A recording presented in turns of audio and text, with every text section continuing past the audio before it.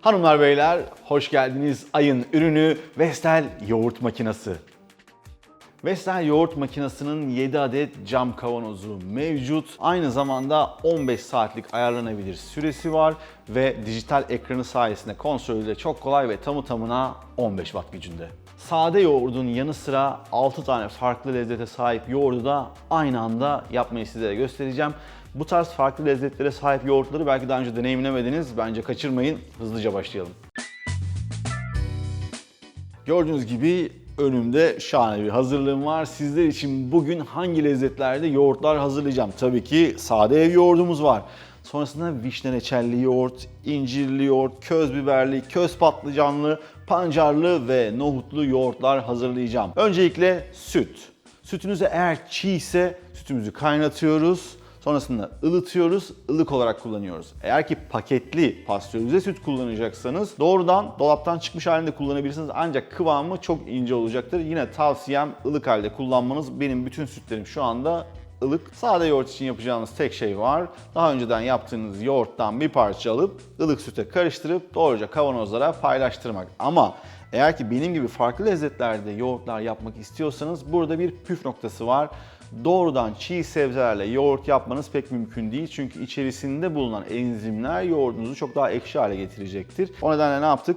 Reçeli kullandık, haşlanmış inciri kullandık, pişmiş köz biberi kullandık, közlenmiş patlıcanı, haşlanmış pancarı ve haşlanmış nohutu kullandık. Bundan sonra yapacağım tek şey var. Hazırladığım malzemeleri sütlerin içerisine koyup karıştırmak.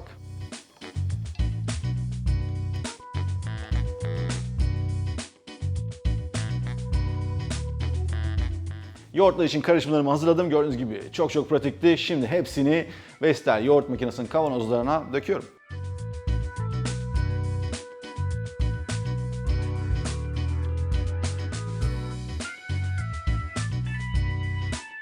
Gördüğünüz gibi rengarenk yoğurtlarım oldu. Ben bu yoğurtları nasıl tüketeceğim? Tabii ki size onları da göstereceğim. Kahvaltıda mı, tatlı krizleri için mi, güzel mezeler mi yapacağım?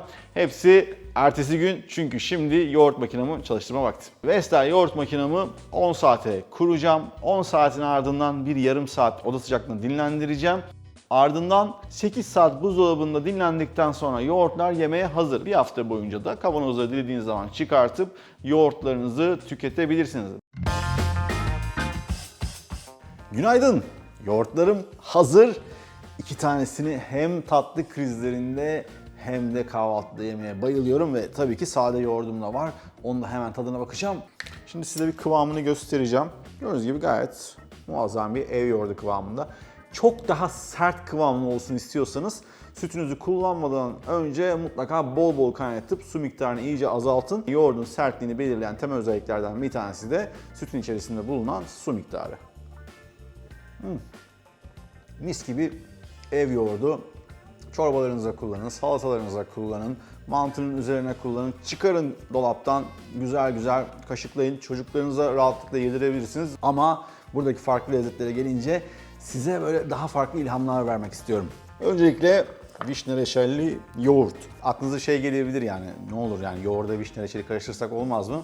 Tabii ki olabilir ama doğrudan içinden yerken ya da böyle hazırladığınız bir yoğurdu çıkartıp sunumda kullanırken hem çok daha keyifli hem de lezzet doğrudan yoğurdun içerisine işlemiş olacak. Çıtır granuladan atalım. Taze muzlar. Birazcık daha şöyle vişneliden böyle kat kat yapmayı çok seviyorum. Biraz da ceviz. Ve çok az da Hindistan ceviziyle alın size muhteşem bir kahvaltı.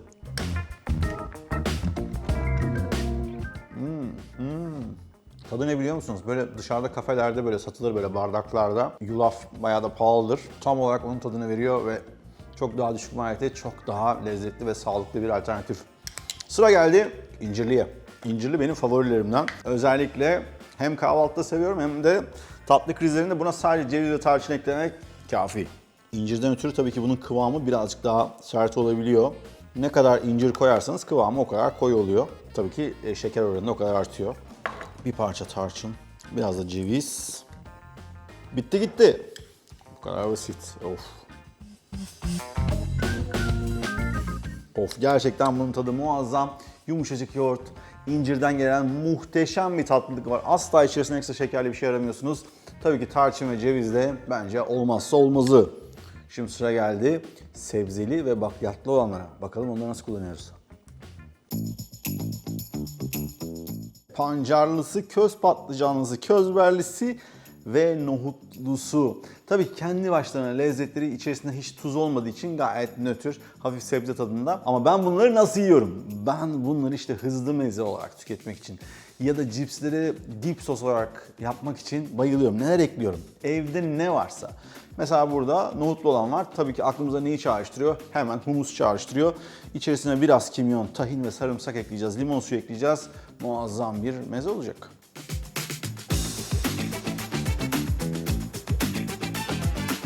Biraz da zeytinyağı koyalım. Biraz da sarımsak rendesi. Biraz toz kırmızı biber. Biraz zeytinyağıyla. Alın size muhteşem bir meze. Dilerseniz kızarmış ekmekle tadına bakabilirim.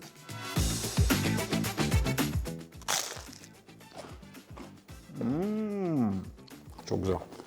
Ben diğerine geçeyim. Köz biberli yoğurt. Bununla da güzel bir dip sos yapalım. Biraz tuz ekleyelim içerisine. Birazcık kuru nane. Zeytinyağımızı ekleyelim ve karıştıralım. Şuradan bir parça cips alalım. Of, nane, biber. Mükemmel bir tadı var. Özellikle o köz biberin tatlılığı yoğurdun doğrudan içerisinden geldiği için çok beğeneceğiniz bir yoğurt çeşidi olmuş. Muhteşem bir dip sos. Köz patlıcanlı yoğurt, tuz, kimyon, biraz zeytinyağı, limon suyu, biraz da sarımsak rendesi ekleyelim.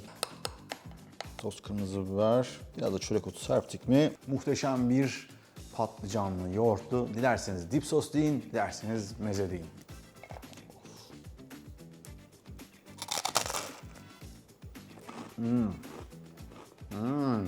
Dolapta sürekli sizi bekleyen şahane bir meze altyapısı diyebilirim buna. Çünkü tatlandırma tamamen size kalmış ama patlıcanla yoğurdun birleşimi muazzam. Pancarlı yoğurdumuza da şöyle çok fazla bir şey eklemeye gerek yok çünkü pancarın muhteşem bir tadı var. Biraz tuz ekleyebiliriz. Çok az limon suyu ve bence pancara çok yakışan dereotu. Karıştıralım. Yalnız bunun cipse rengi bence şahane olacak. Çok güzel bir dip sos. Yalnız tuzlu cipslerle beraber pancarlı yoğurdun o güzel alttan gelen şekerliği muhteşem bir uyum sağladı. Sizlere de mutlaka tavsiye ederim. Bugün sizlere Vestel yoğurt makinesiyle birbirinden lezzetli 7 tane yoğurt tarifi verdim. Daha sonrasında bunları nasıl tüketebileceğinize dair de güzel fikirler vermeye çalıştım. Tabii ki bunları arttırmak, çoğaltmak, çeşitlendirmek tamamen sizin elinizde. Dilerseniz evinizde yapmış olduğunuz yoğurtlarla da bunlardan ilham alarak sizler de farklı lezzetlere ulaşabilirsiniz. Bir sonraki ayın ürünü bölümünde görüşmek üzere. Bay bay.